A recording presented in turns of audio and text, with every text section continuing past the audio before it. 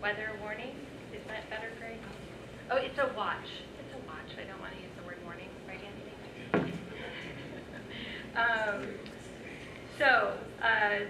The first item of business is the approval of the agenda.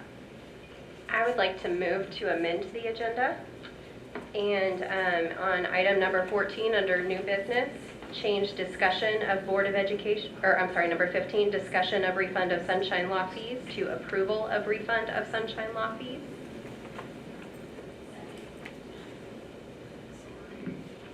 Second.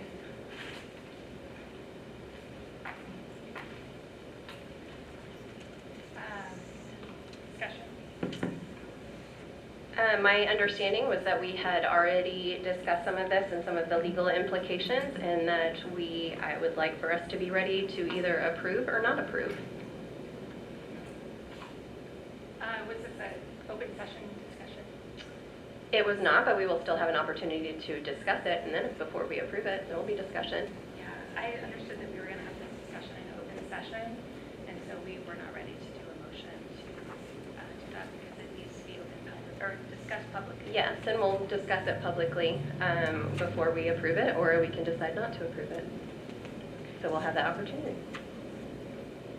So do we need to do just all those in favor of adding this as an agenda item, say aye.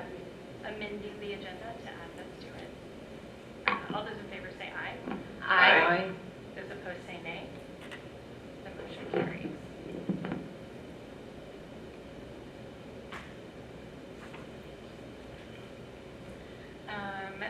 We do not have any requests for district citizen employees to speak this evening, so we're going to move straight into the consent agenda. I'll entertain a motion. I'll move to approve the consent agenda. Second. All right, thank you. We have bills totaling $27,469,184.80. This is up from last year. Utility costs are up overall. We did add additional sound panels to elementary gymnasiums, or cafetoriums as we like to call them. We upgrades to furniture, concrete repairs across the district, final payment with the Glendale roof repair that the board approved a while back, as well as HVAC services, lights on the Bingham Field. Those are some of the items that caused for the increase. So that's what I have there. Hey, Dr. Grant, just curious, out of the utilities, I know all of us that live here in Independence, we continue to learn about the projected readings of utilities, and that there was a penalty or something about that for going back. Is that impacting the increase? I have not seen that. Okay. Any other discussion? All those in favor say aye. Aye. Those opposed say nay. Motion carries. Up next, we have the superintendent's report. Dr. Grant. All right, first and foremost, thank you to our Board of Education. It is Board Appreciation Week, and I hope you enjoy your small gift that was on your chair when you came in. So thank you for your service, and then just a small token of our gratitude. So we just wanted to say thank you. Now, as we transition, we'll talk a little bit about what's going on in the legislature. Some bills for you to pay attention to. I've shared them throughout the session, but I'll bring a few to note in my report this evening. We have House Bill 2872, which would require districts to use a single approved reading screener. Right now, we do have the option to choose from a list that is approved by the state. This would also include a mandatory student retention for students who do not meet the required reading benchmarks at the 3rd grade. Senate Bill 998 would expand Missouri's school voucher program. Senate Bill 971, this is the open enrollment bill, school choice bill, to take a look at. And if this passes, it would be in implementation July 1, 2028. We also have House Bill 2710, which modifies what we know as our APR currently. You had a presentation on that. But this would institute an A through F accountability system, and it would cap the number of A grades at 10% of school districts statewide. So those are the things that we are continuing to monitor at the state level and what's happening in Jefferson City. It is also hard to believe that summer school enrollment and staffing applications are open, and that is happening, and you're going to hear a little bit more about that on under new business tonight. And then bond presentations are taking place throughout the community as we prepare for April 7th. We have several, 1 or 2 a week leading up to that point, so we're excited about that. The bond committee has been established and engaging and working hard, so there's a Facebook page out there as well, so that's what I have. Does the bill about the reading screener, does it state which one we would use? It does not. Is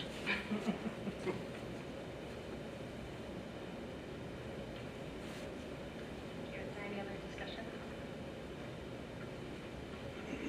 Okay, under new business, first item is the approval of the substitute service.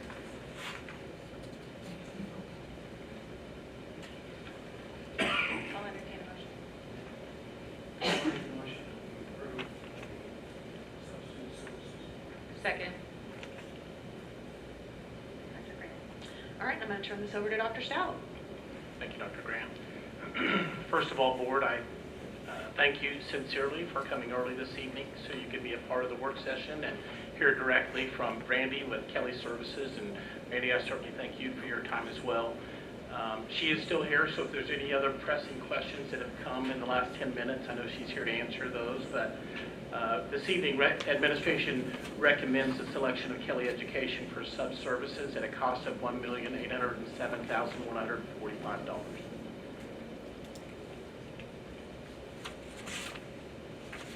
Discussion. I know we have some more people here right now, so I kind of want to give a little summary.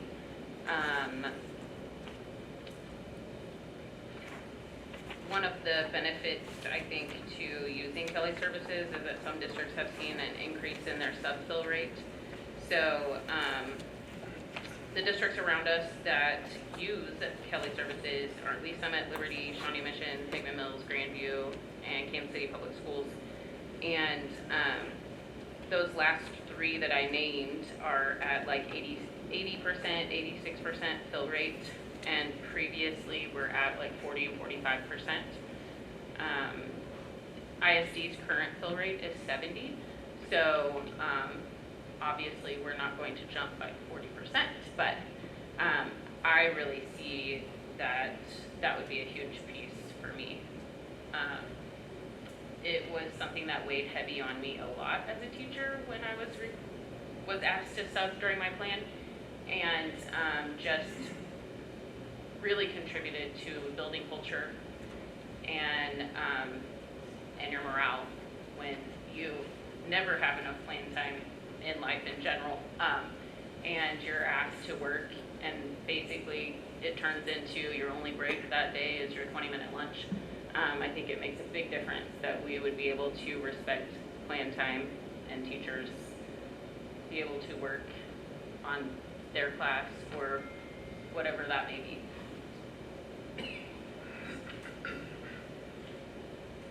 One of my big concerns, and I apologize if I misunderstood this, but when we had a conversation and talked about it, I did not understand that the priority subs would be going away. I understand the reasoning why, because I guess we wouldn't need them if we went this direction. But I feel like that they have become such an integral part of our schools, and they are a part of the staff, and it breaks my heart to say thanks but no thanks, and I hope you find another position within the ISD. That is one big thing that gives me some hesitation. I also have concerns that that the cost comparison, which we talked about in the work session, might not completely reflect what it will actually cost. And currently, right now, it's only projecting a savings of $3,881. And I worry that we would lose that and then some, and might actually be paying more, especially with an increased fill rate, which is wonderful. But we did have some wonderful comments, and unfortunately, technology difficulties did not allow Ms. Sutherland, who submitted an email to us, to speak tonight, but she had some great ideas, and I would love to look at what other school districts like Blue Springs are doing, and maybe there are some other opportunities to increase our fill rate in-house without going to a different service. Thank you.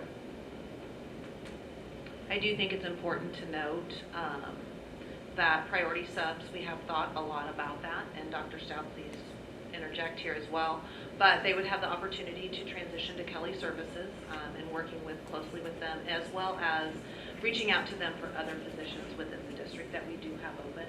I know HR will be working through that and talking to them about that, and we talked to our administrators about that as well. It will look at approximate cost savings to the district with transitioning away from the priority subs, about $500,000. And how many priority subs do we currently have? How many is that? We currently have spots for 55 priority subs. And we would have positions for each of those 55 if they wanted to stay in the ISD? Go for it. I was going to say, I'm not sure that we'll have positions for everyone, but we do know that they have a position with Kelly in transitioning there. But that would just be a substitute position. They wouldn't be in the same building every day, 5 days a week, be part of the team, be integrated into the schools like they are now. They would not be assigned to a building. Right. No, that is not correct. And I see Amy Chappell sitting back there, probably waving her hands up and down to say, how many para positions would you have? We currently have about 40 open para There you go. positions. Yeah. And is the pay rate comparable to what they would make as a priority sub? We'd have to look at that. It would not be quite as much, but they would have benefits. But comparable. Yes. It's comparable. Yes. Okay. I do have a question. Throughout your presentation, did I cut someone off? No. Okay. Throughout your presentation, Brandy, and you can stay seated, I just recall you saying that teachers or staff persons could still prioritize their specific sub that they desired. Is it realistic to anticipate that if I wanted this to be, quote, a priority sub, that I could make that a thing? Is that something you're familiar with? I guess I am asking you to tell me the answer. I'm sorry. Thank you. Yes, absolutely. You would have the ability as a teacher to go in and put in your absence and assign whoever you would like. If you haven't had a conversation, then it goes out to the general pool. But anytime you put in an absence, you have the ability to assign whomever you would like. Was there a term? Like, can I assign this sub for 6 months? Or, I don't know if that's even realistic. Yeah, there's limitations built in the Okay. system so that there can't be an accidental absence put in for 6 months. But, okay. So any long-term positions, they would have to go through HR. So whatever HR deems long-term, then that would open up, they would be halted, but then they would have the ability to assign that long-term. But a teacher couldn't put in a long-term assignment and assign somebody. It would have to go through HR. And then with the request to HR, then it would also say, I would like Mr. Smith as my substitute for that time.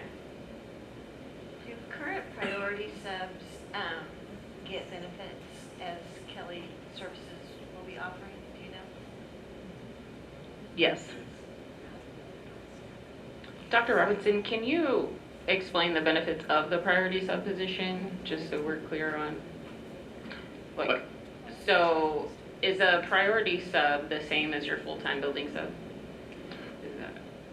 Priority sub is that- essentially the same thing. So they're in a building designated for that on a daily basis and can fill whatever sub need there is for that building.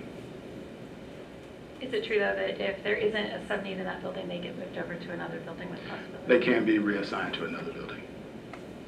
And then they also serve as if someone needs to use the rest, like they're also all hands on deck. It's an extra staff member in the building for restroom breaks or for taking over if someone gets sick and has to leave. Like there's lots of benefits to having them in-house there every day. I mean, that is a benefit, but that's a benefit that a sub could serve as well. If scheduled. Are we talking a difference in pay, or is like, I want to be clear about this, because I mean, these are things I guess I wouldn't think of. So how different is it from a priority sub and then a sub at Kelly Services, walking a kid to a restroom if they don't have a dire need to be in a classroom? Or is it the same pay, or is that something that has to be scheduled, like you can't do this outside of this, schedule, or like, is sounds like priority No, subs. well, I have- mean, like, the priority sub is already in the building and already there, whereas a substitute with Kelly Services or Oh, you're any saying if extra they're- got substitute it. would If be they're- called if they're in got to take the Okay, assignment. sorry, thank you. They wouldn't know that they're needed for a restroom break. Okay. So Wendy, you had referenced $3,800 cost savings, is that correct? Yes, that's what's on the cost Roughly. comparison. Okay. And that cost comparison does not include the savings from not having priority subs.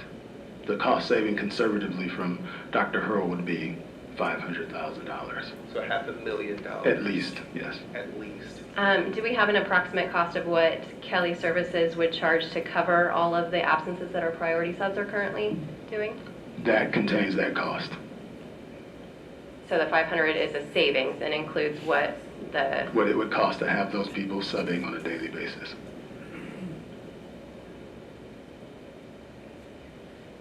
So in my mind, correct me if I'm wrong here, but are you done? I'm sorry. You're good? Okay. In my mind, what I'm trying to do is understand from Randy's experience with this, she seems to believe that this is a good idea. Is that a correct reflection of how you feel? I think I would love the best of both worlds, Yeah. which is what we have. Okay. We have a full-time building sub, but we also use Kelly Services. Okay. So in my thinking, how does this 3,800 cost savings, which doesn't sound like a whole lot, but when you think about savings, I'll take anything I can, especially if my teachers are able to plan more and have some more peace of mind. Is that a reasonable expectation or understanding of what we're seeing? Would you say? So is it not possible to have both? Is that just not within the agreement?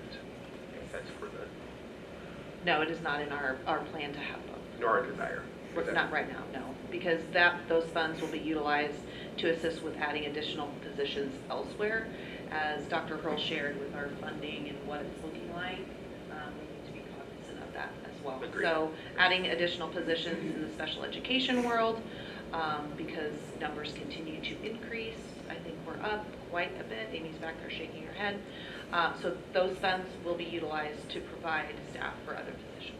So with the agreement that we have presented for us this evening, it doesn't say that we can't come back next school year and say, you know what, we tried this, we love Kelly, can we add the priority sub component to it? Yeah, we could do that. Director Baird, I'm promoting you, girl. Hey, so just with that being said, wanting to see how we can put these things together and work together forward, would that be appealing in ways that we could maybe get to the middle, maybe? I mean, I'm just worried about a bunch of, it was 55, is that correct, priority subs currently? That's 55 folks without a position next year. I think it's something- Potentially, right, because they can't apply. They can apply, but it might be not the same wage, and it might be something that they may not have an interest in being a para and enjoy being a substitute. It could be a Yeah.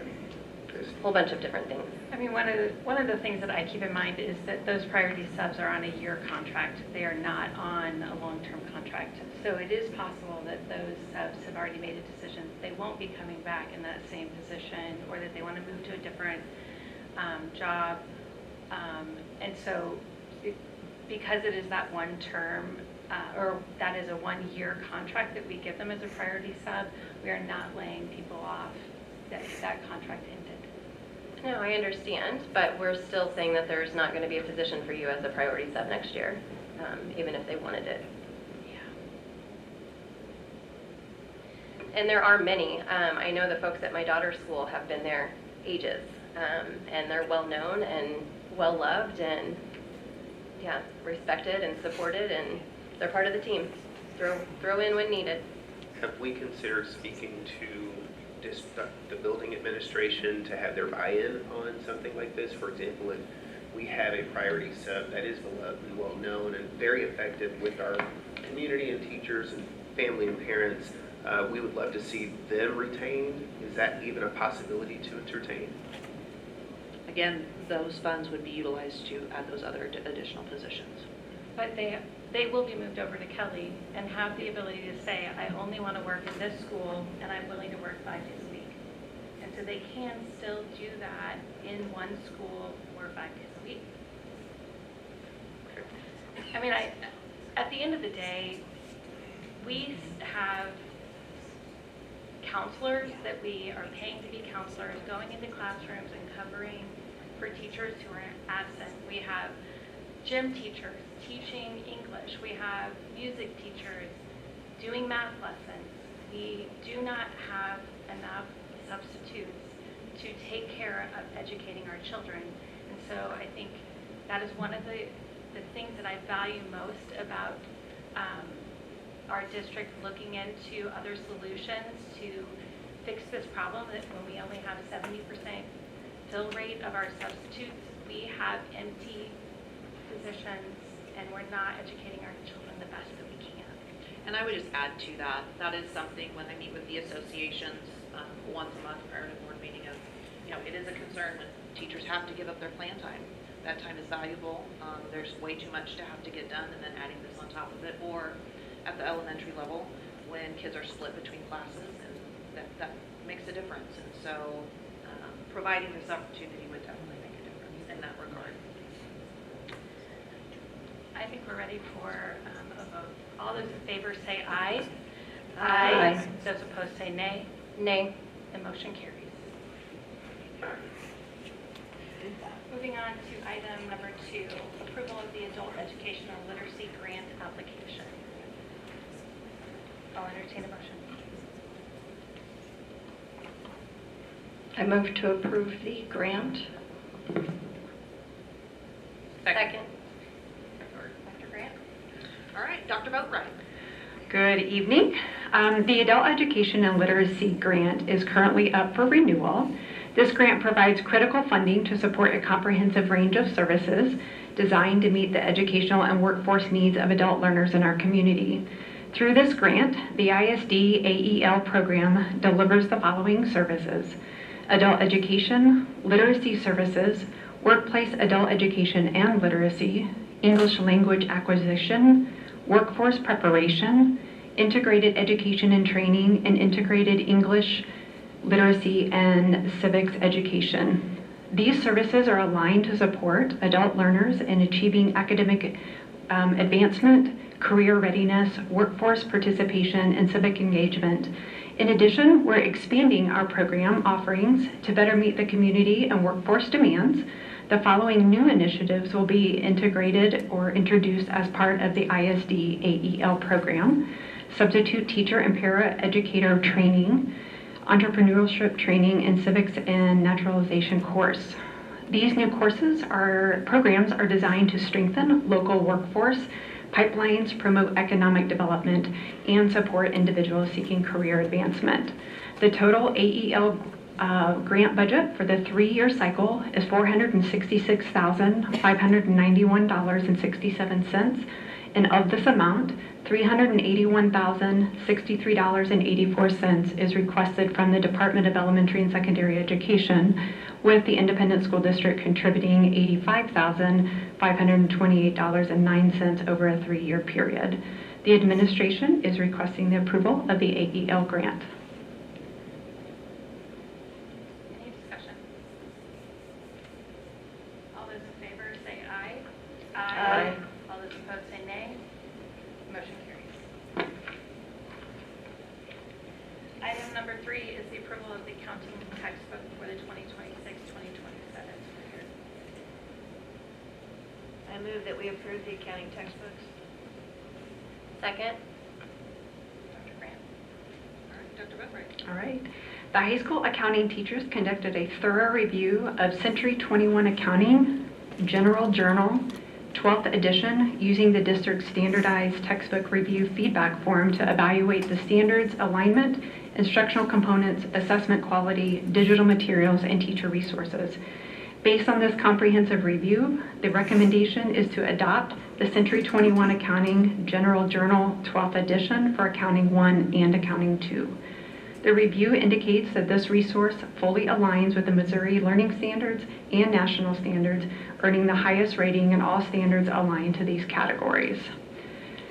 As an updated edition of the textbook used successfully in our schools for the past 10 years, this version includes critical updates to current tax forms, payroll deductions and documents, and laws, ensuring that students receive accurate and relevant instruction aligned to modern business practices. While the digital resources are strong, the teachers have identified the importance of maintaining a paper-based option to support student learning. Specifically, their requests include 30 physical copies of the student text for each class, along with at least one paper version of the working papers or permissions to produce printable versions of the instructional resources. We request the board's approval of the Century 21 Accounting General Journal 12th edition for use in Accounting 1 and 2, including the purchase of 30 physical textbooks and accompanying access to online and duplicate working paper resources, and this would be for 6 years. Question on the accounting textbooks, I'm assuming that they're able to get updates during that period, the 10 years previous, 6 years going forward. It's not like they have that information, because I mean, being a CPA, there's no way that things are not going to change in the next 6 years. Right, and that's the purpose of that online resource. They provide updates throughout, so the printed would be until the next version comes out, but that's the reason why we also purchase the online resource, because those are continually updated as new information comes out. Thank you. Yep. Any other discussion? All those in favor say aye. Aye. Those opposed say nay. Motion carries. Item number 4 is the approval of the biology textbooks for the 2026, 2027, and 2027, 2028 school year.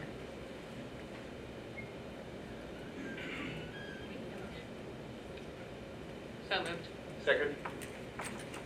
Dr. Boatright. All right. The high school biology teachers, in collaboration with our district instructional coach, Matt Bannon, conducted a thorough review of 2 biology textbooks using the standardized scoring rubric to evaluate the content and alignment.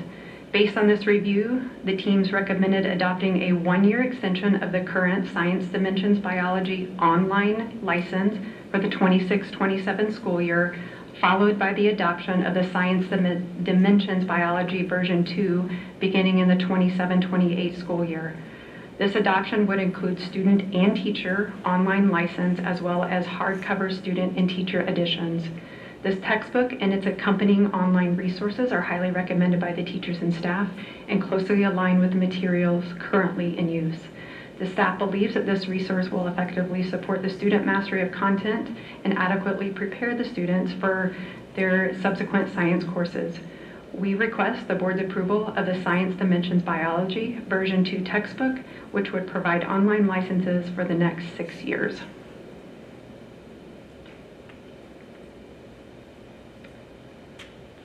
Discussion? All those in favor say aye. Aye. Those opposed say nay. Motion carries. Number 6, approval of the studies weekly for, are we at 5? Okay. Item number 5, approval of the comprehensive health textbook for the 2026-2027 school year.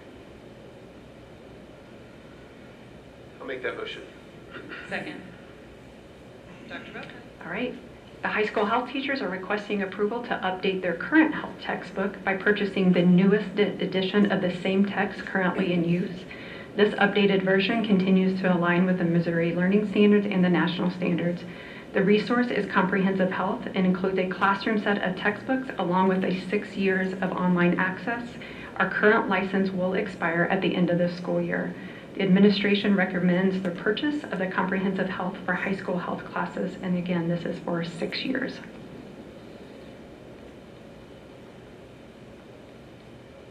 All those in favor say aye.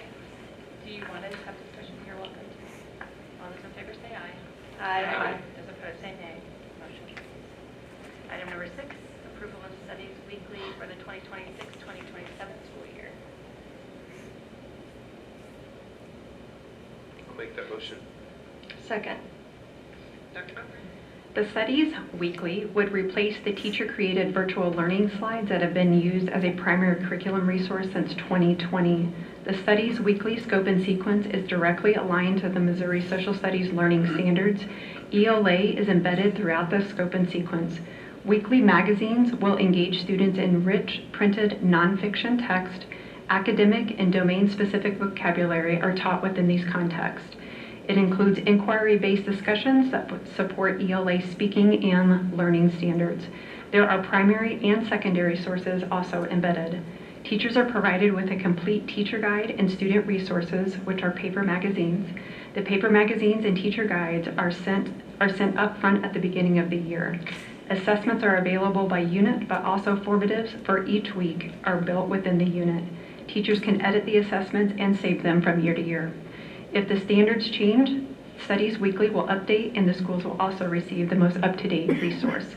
The administration is requesting the purchase of the Studies Weekly for our elementary social studies resource, and this would be a 3-year online and print request.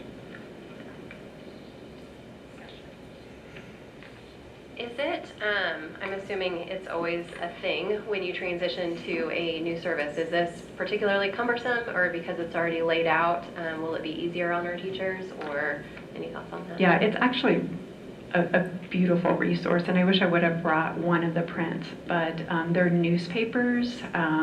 They're probably a little bit larger than a standard newspaper, and they would be used for a week's worth of lessons.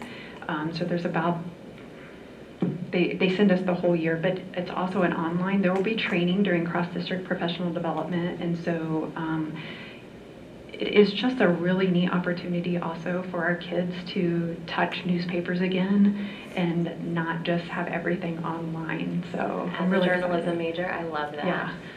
So they actually use the same newspaper for a week's worth of Yes. lessons in social studies. Mhm. That's fantastic. Yeah. So they keep going back to it. Yeah, and there are online opportunities that they can go and actually gather other up-to-date resources as well as they're talking about the current article, and it'll be a K-5. So that's what's really neat is they tailor it to the grade level and the reading level.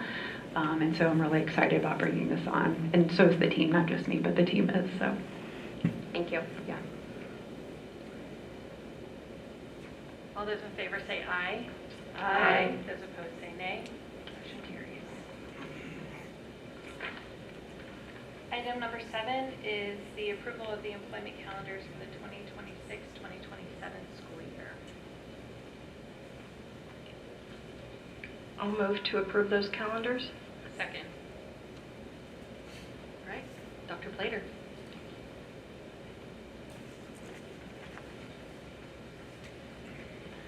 Good evening. How are you all today? You should have access to the calendars for our 10-month, 11-month, and 12 months, and so today we're asking you to approve those. I just want to quickly go through the different calendars. I'm going to start with the 10, I'll do the 11, and do the 12. 10-month calendar for next year, the first contract day would be July 23rd, 2026, with the last contract day being May 28th of 2027. That's a total of 993 days, which include 4 float days and then 3 holidays. The 11-month calendar, the first contracted day would be July 21st of 2026, the last contract day on June 30th of 2027, for a total of 215 days, which include 5 float days and 3 holidays. And for our 12-month calendar, the first contract day is July 1st, and the last of 2026. The last contract day would be June 30th of 2027. So that's a total of 250 contract days, which includes 5 holidays. So I'll take questions if you have them, but that's how the calendars align for next year. Can you reiterate which employee groups are on like the 10 on each calendar?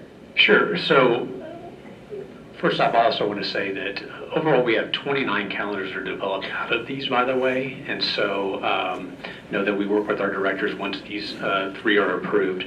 But for example, our 10-month will include assistant principals at the middle school level.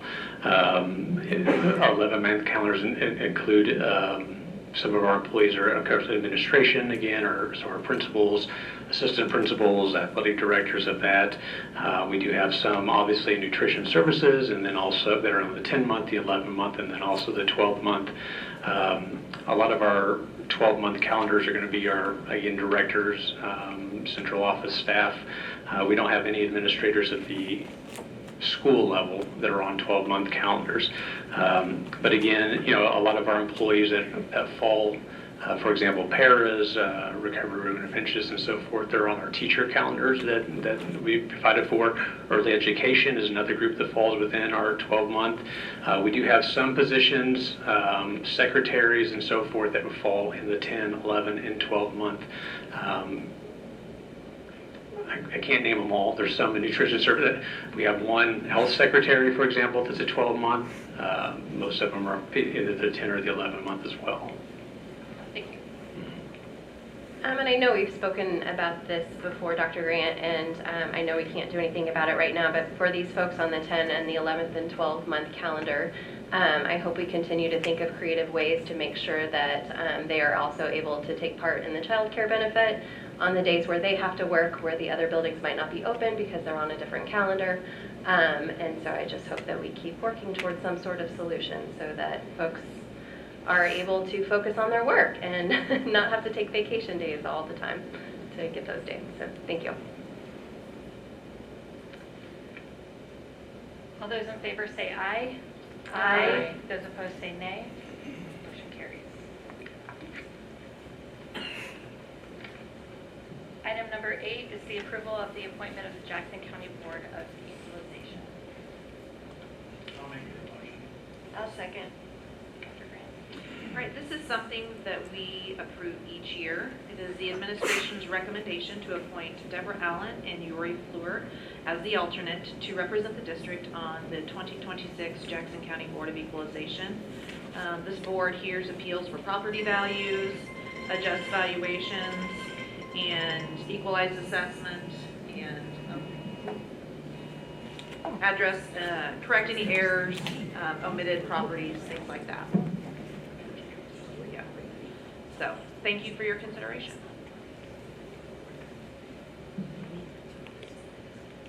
Discussion? Just a thunderstorm warning, but big jail. All those in favor say aye. Oh, I had to have a question. Oh, there you Sorry. go. There you go. I was distracted. I'm like with the rat. So, how many years has Ms. Allen been our representative? For the last several, I believe, when I spoke to her, she was willing to continue to do that. So, in that commitment, Thank you. yes. Any more discussion? All those in favor say aye. Aye. Those opposed say nay. Motion carries. Item number 9 is the approval of the 2026 summer school program. I move that we approve the 2026 summer school program. Second. All right, we have Erica Smith.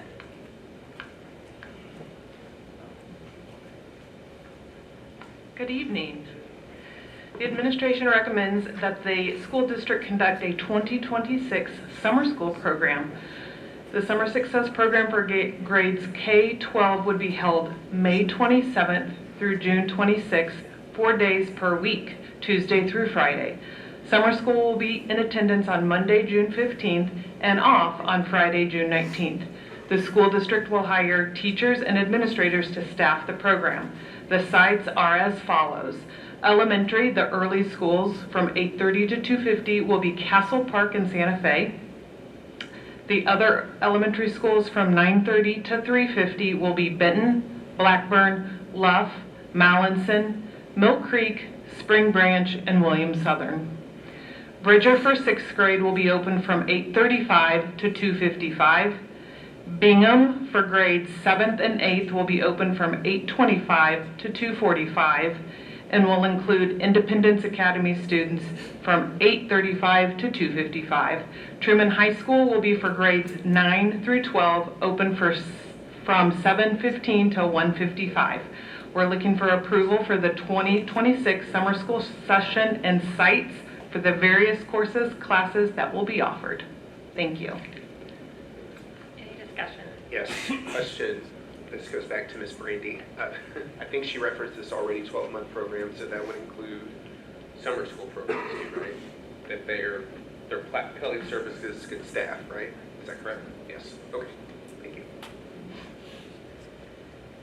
All those in favor say aye. Aye. Those opposed say nay. Motion carries.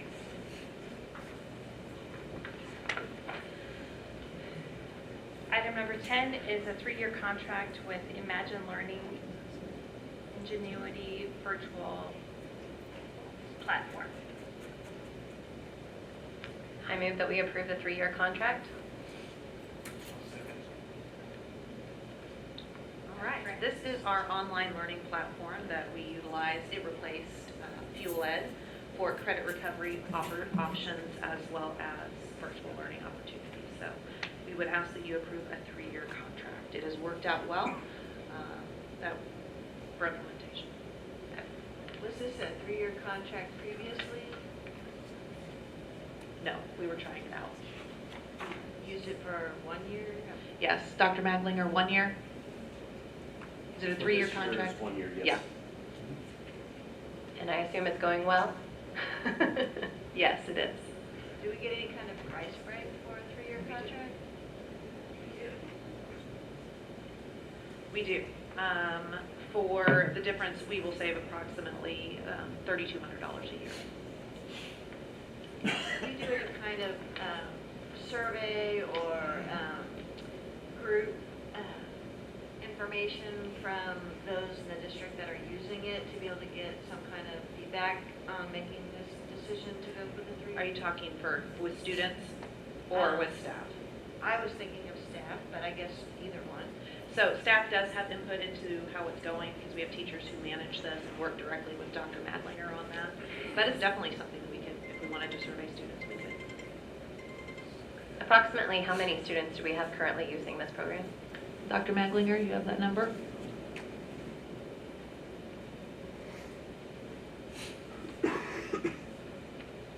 First of all, the feedback for Edgenuity compared to what we had with Fuel Ed, vastly different in a good way.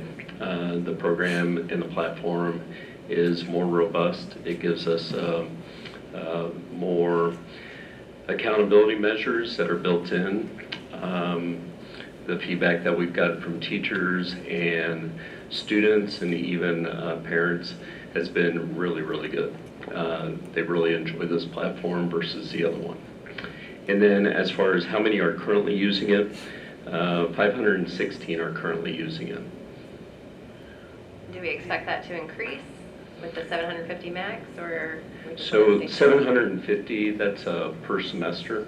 And so last semester, we were up to 600 some. So yes, it can go up to that amount. And correct me if I'm wrong, but they offer more opportunities than Fuel Ed did, correct? With the online Correct. platforms for students to Correct. take advantage of. So they have a package that is more robust. You have CTE offerings that are built in, whereas the previous vendor, if you went outside of the package, you had to purchase one-off classes. And so with this one, they've been very responsive. We've had some one-off requests, and they're like, you know what, well, don't worry about it. We've gotten this. We'll take care of it. And so they have been very responsive to our needs and the questions that we've had. So it sounds like this is a program that works well for our district. One of my concerns is this is a 3-year contract, and I know that we have an incoming superintendent, and so I always want to be mindful and thoughtful of what that person can consider or add to that discussion. But with that being said, I guess my earnest concern is if we were to not enjoy this 3-year contract, let's say year 2, mid-contract, is there a cancellation fee? I'm sure there is, and do we know what that is? That's something I have not looked into. I'm assuming you can cancel a contract, but there's going to be penalties and fees involved with that. And I don't anticipate that happening. I want to be as thoughtful as I can be. A 3-year contract is a serious undertaking. And so, but it sounds like it served us well, and we have the support through administration to say this is what we want to do with credit recovery. Yeah, the previous vendor that we had, we were with them for, say, 10 years. maybe even longer than that, but definitely a decade. And this vendor, we have gotten more in this year as far as data and responsiveness, grade reports, anything that we've needed is readily available to us. And so it's been greatly appreciated with the customer response time and everything that they've given us. Okay, thank you. Any more discussion? All those in favor say aye. Aye. Those opposed say nay. Motion carries. Thank you. Item number 11 is the approval to accept and sign the proposal for the boiler replacement for the Cordy Elementary School.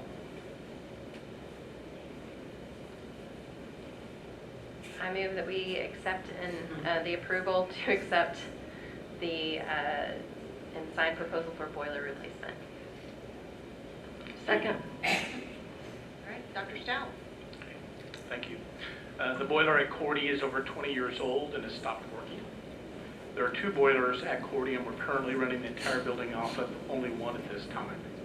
We would ask that the Board of Education accept the proposal from Lippert Mechanical Services in the amount of $176,289 under the Omnia cooperative contract this evening, and to assure you that this work would take place over the summer months.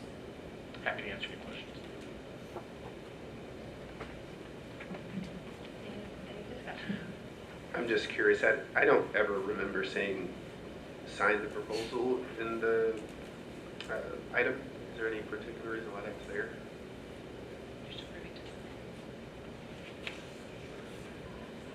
I guess I need to see you sign this then, okay? Somebody got it. Okay, thank you. All those in favor say aye. Aye. Those opposed say nay. Motion carries. Item number 12 is the approval to accept and sign proposal for the chiller replacement for Cordy Elementary. I move that we approve this proposal for a chiller replacement. The current chiller is close to 25 years old at Cordy. This is the last of our R22 chillers in ISD, and the new one will be much more efficient, as we will not have to purchase R22 refrigerant. This evening, we'd ask that the board approve the purchase of a new chiller for Cordy in the amount of $738,876 from Lippert Mechanical Services under the Omni contract. Just a note, this work would take place in the fall and winter after the cooling season is over. These chillers last 30 years or longer? We're hopeful. Oh. I don't know what the guarantee is, but they last a while. Okay. With these both being at Cordy, can we expect other buildings to be looking at similar replacement costs in any time soon, particularly from that side of this district? Yeah, that's a great question, Wendy. Greg's here. I know that he has a significant map with all of these on years when we're projected to come up, so these happen to hit at the same time. I know there's others coming at us, but I don't think 2 in the same year. I know in homes, a lot of times you get heat and cooling in the same equipment. Is that a possibility for schools, or is it something that the need for, I can see Martha. Yeah, some of our schools do have that, but this boiler specifically, if we wanted to get into that, it would cost over $1 million. So we are actually doing the cheaper version of fixing it. It's a steam boiler, so we're putting back in a steam boiler. Thank you. And the answer to your question was, we pretty much wait for things to fail and that are this large of a project before we fix them or replace them.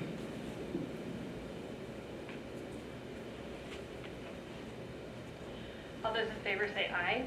Aye. Those opposed say nay. Motion carries. Item number 13 is the approval to accept bid and contract for the asphalt concrete replacement district-wide. I make that motion. Second. Yes.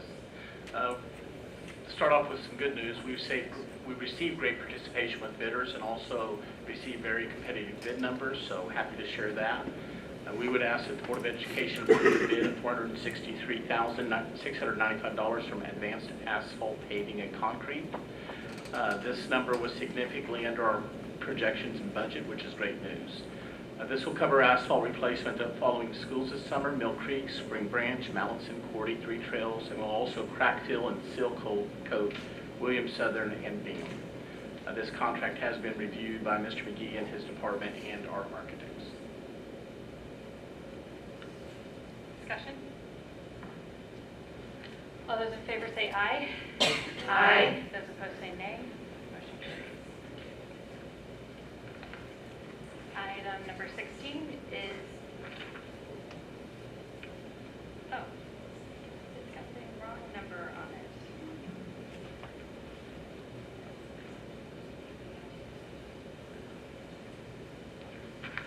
Okay, so item number 14 is discussion of the Board of Education Code of Civility. Thank you. Thank you, Madam President. Good evening again, everyone. I wanted to take an opportunity just to share with my peers in our audience this evening our Code of Civility. And I want to read this line by line for those of us who are here this evening to hear and those who will review the live stream, and just how important it is that we uphold these principles among ourselves. And so to promote a positive collegial atmosphere with mutual honesty, integrity, and respect among professionals, staff, and patents, Independent School District Board of Education and Superintendent has developed the following Code of Civility. Our first code is respect. Treat all board members and the superintendent, staff, students, and families with respect and in a professional and courteous manner at all times, whether in person or in written communication, including email and social media. Our second code is courtesy. Embrace courteous discourse, oral, verbal, nonverbal, and electronic, and refrain from using profanities, insults, or other disparaging remarks. Avoid using your own personal lens to infer the motivations of others. Extend grace whenever possible, and seek to clarify intent of all communication when unsure. Our third code is truth.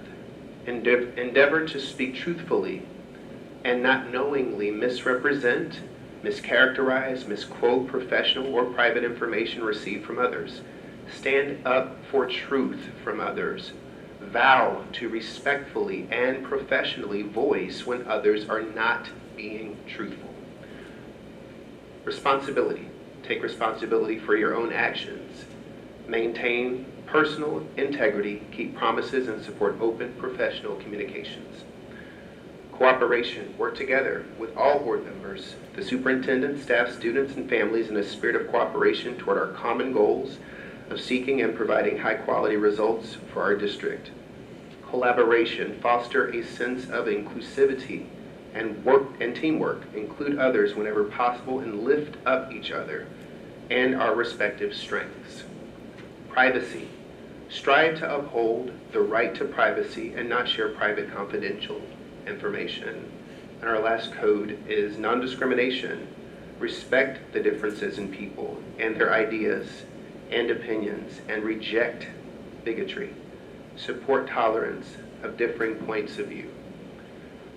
I think it's important to share this and revisit this as we are welcoming 2 new board members to our team. And I think it's just really important to emphasize how important it is that this is to us. There was a reason why we brought this together, and I want to ask as publicly my peers that we honor this and reaffirm our intention and our sincere devotion to making sure when we see this being broken, that we don't wait later to apologize, although an apology is always welcome, but we speak up in the moment. I will be very frank and candid. There have been times where I have felt that this has been broken here on this dais, and there have been text messages and calls to me that said, I'm sorry, I should have spoke up when it happened. And I just want to openly and publicly say that I need that, and you have my support. If I see that happening, I will speak up and ensure that we are acting responsibly and respectfully. And I would honestly like to hear us embrace that together this evening. And I want to start actually, and I want to offer my apology to you, Director Baird. Although we have a good relationship, and I value that, you are a professional, and I should not, mischaracterize that we play up here. This is not a playing space, and earlier I played with you. But that is a sincere reflection of the respect and kindness that we share. That is not an excuse to joke that way, because this is serious business that we're doing. And so I don't ever want to minimize that, and I certainly don't want to mischaracterize that you're not professional or serious in your role. So, thank you. I think that it's a beautiful thing to have a group of people that have differing points of views, and that's what we should be, because we all come from different spaces, but we're all professionals and should be able to have our conversations and discuss whatever we may be approving, at the same time respecting everyone. I think it's, fine and good to review this frequently. We do have several other documents that kind of guide our behaviors and our conduct, and those are like board norms. We have several board policies. We have one about board member ethics, the role of an individual board member visits to buildings, and a school board's role and responsibilities, and I have those numbers too. But my thought is, as we do bring on 2 new board members and a new superintendent, perhaps all of these documents together we can explore a little more in depth, maybe in a board retreat this summer or something.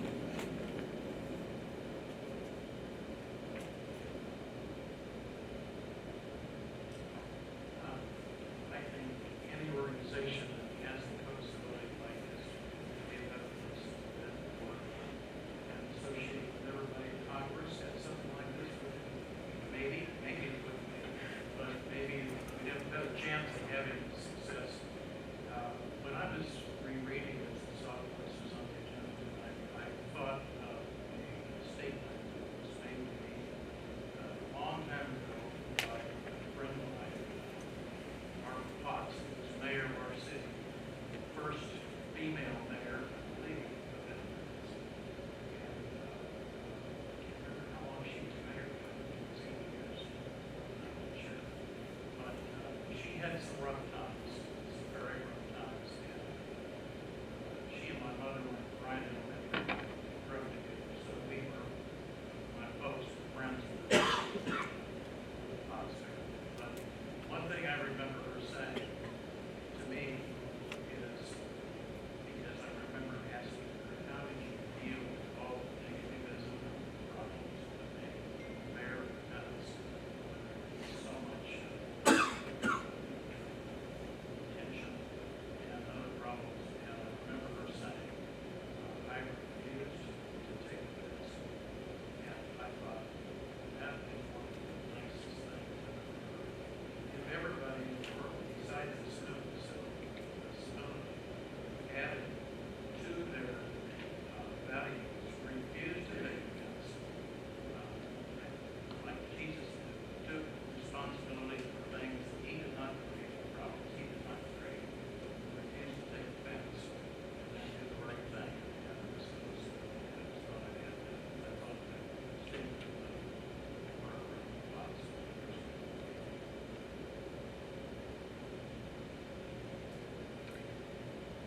Any other discussion?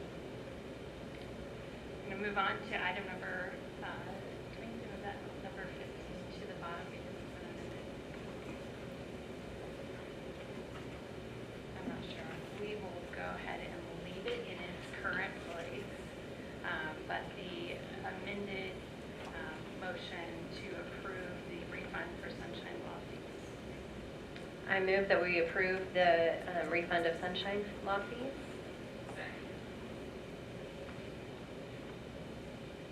I heard. Discussion. Did you want Yep. I'll start. I had learned through an article in the Examiner that the ISD had charged for our superintendent and other high-level contracts. It was a nominal fee, about $20, but I believe in the interest of transparency and for something with that kind of public interest, I think it's important that we allow access to those documents, especially when they're readily available. No one had to go and research them. I had them in my folder, and if it had been appropriate to do so, I could have provided them to somebody who had asked. I think it's important to build relationships with our local media and our local publications versus making it hard. And so I would like to see us, in the interest of goodwill, refund the fees that were incurred for those contracts. I'd like to speak into that. I think that it is important that we maintain consistency in what our practice is, and that we treat everyone the same. You know, when they request certain documents or whatever it is that takes research, that we do abide by precedents and what we've done in times past. And I want to be very clear, I do believe that that is important. I equally believe that we should handle these at a case-by-case level and use reasonable judgment. In many ways, these are our partners. I mean, we want to have a good relationship. We depend on our partners to be of good faith and nature toward us and for us. And honestly, in particular, I think we have a really good relationship with this partner. And whether it's $2 million or $20, to me, the dollar amount really doesn't make the difference. It's the principle. And so I would like to support this in seeing us refund this, and not only refund it this time, but in the future when, you know, it gets, you know, maybe within that $20 range, hopefully we can just say, you know, we can do this for free. And I am not saying that people's work is not counted or important or worthy of pay. Not suggesting that at all, but I find it hard to calculate. When I too had the contract with me, I mean, it charged me if you need to, I don't know, but I mean, I had it too. So it's just, in good faith, I think it would be a good idea to refund this. I would say that I would be willing to consider some kind of a de minimis amount going forward that we forgive. I think when we, sadly in today's culture, we pick and choose which are okay and which are not, we set ourselves up for problems. So I'd like to make sure that it's something that's very clear and easily defended. So I would probably support something in the future. I would like to not go back.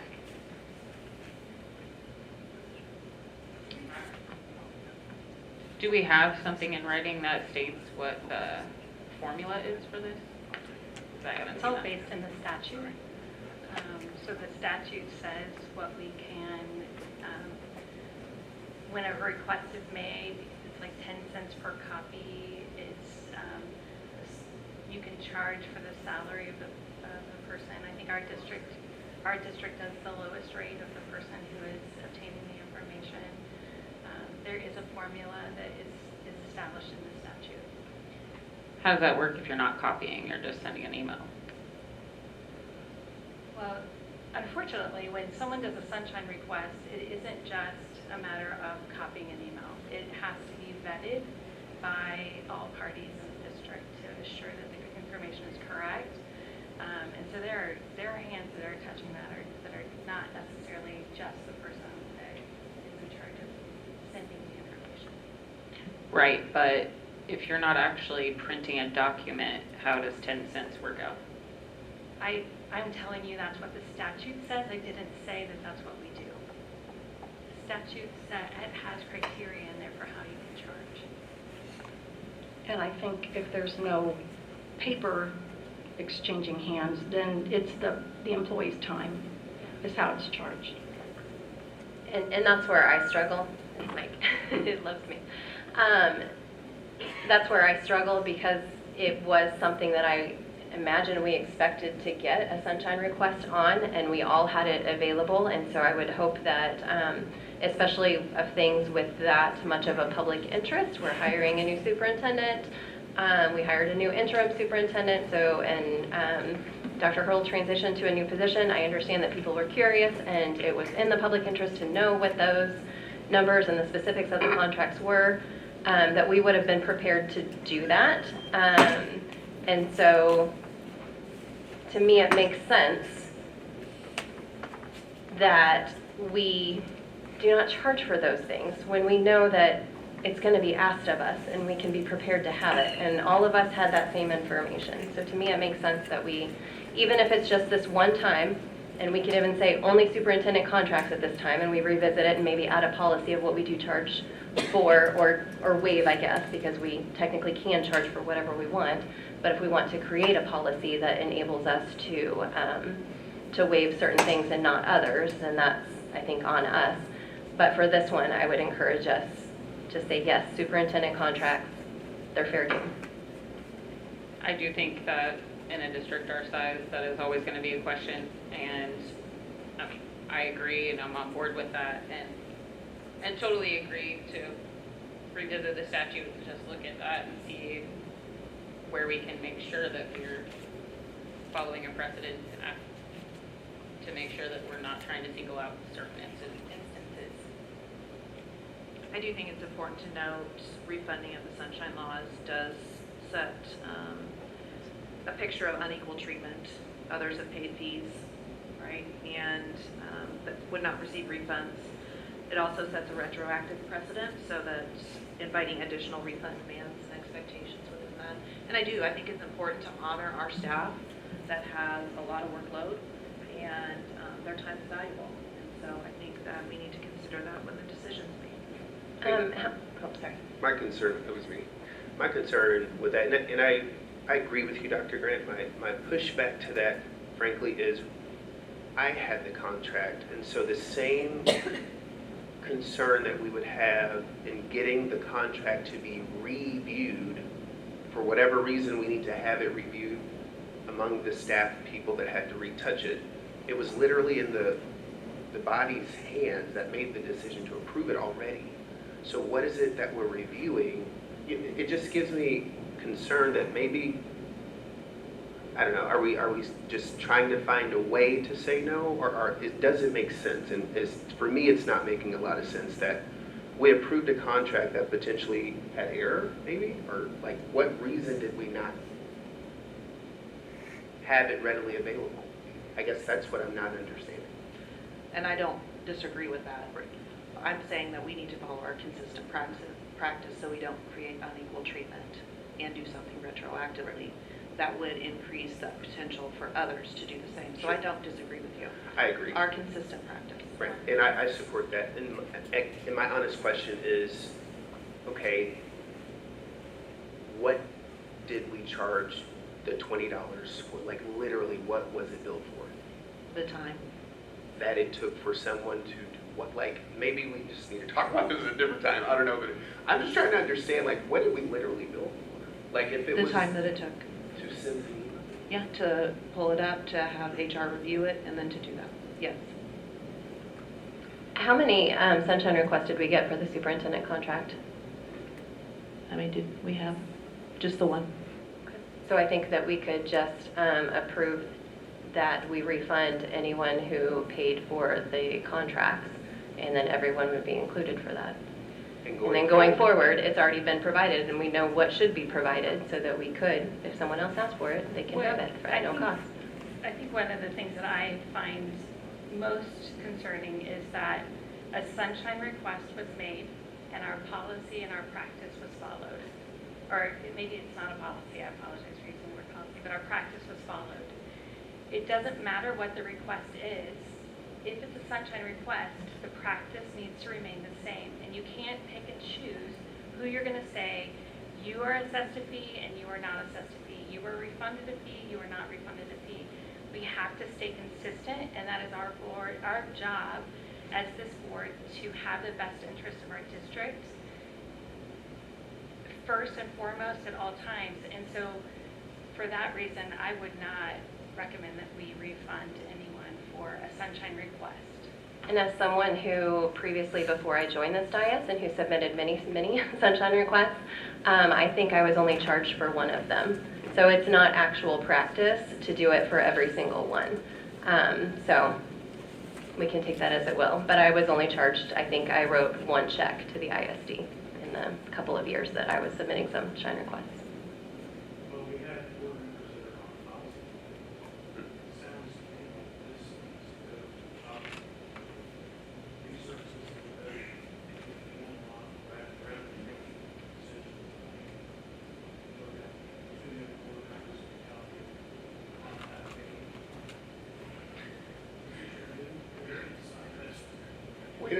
way to bring it down. That's No. what policy committees are for.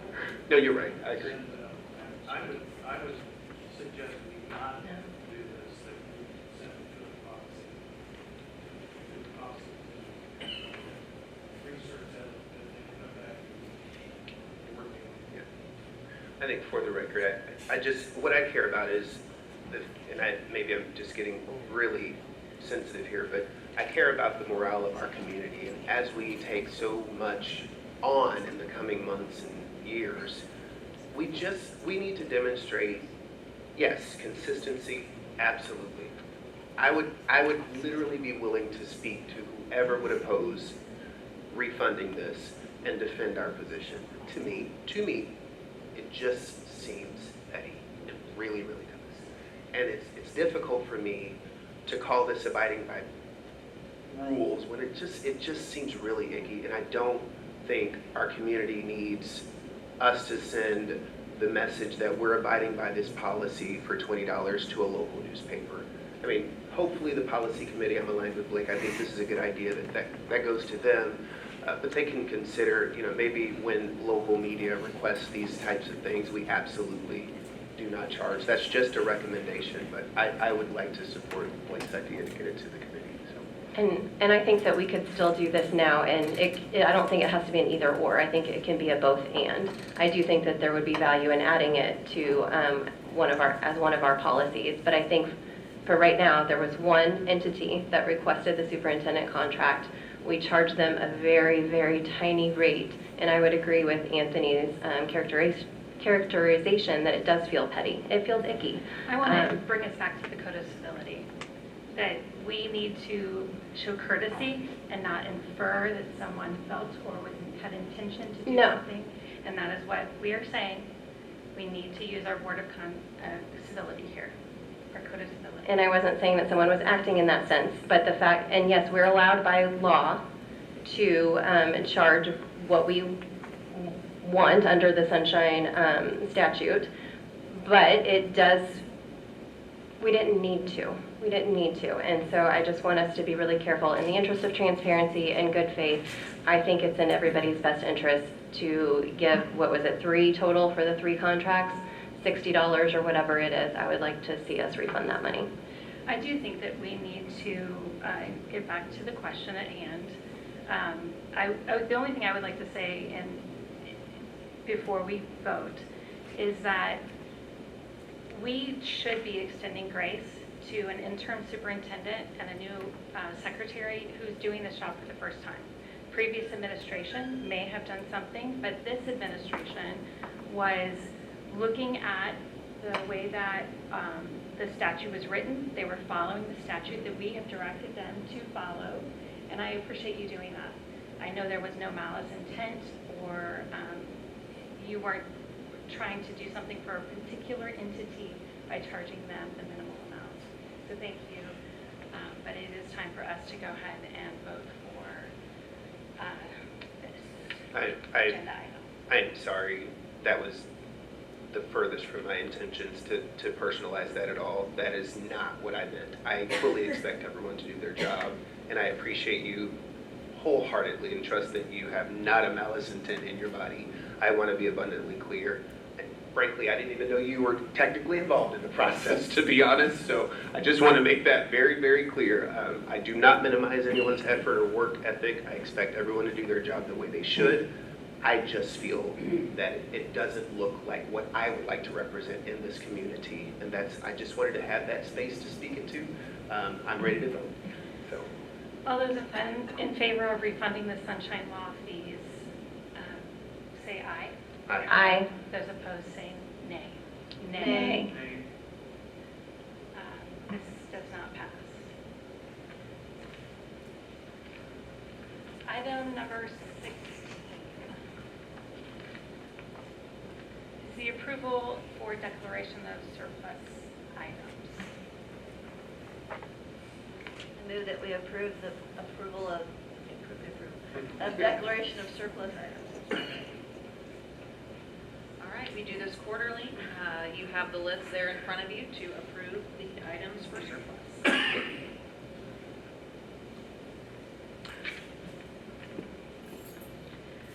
Any discussion? All those in favor say aye. Aye. Those opposed say nay. Motion carries. I will entertain a motion to adjourn. I move to adjourn to closed session pursuant to Missouri State Statute for personnel issues 610.021 subparagraph 3 and legal matters 610.021 subparagraph 1. Second. Yes. Yes. Yes. Yes. Yes. Yes. Yes. We're adjourned.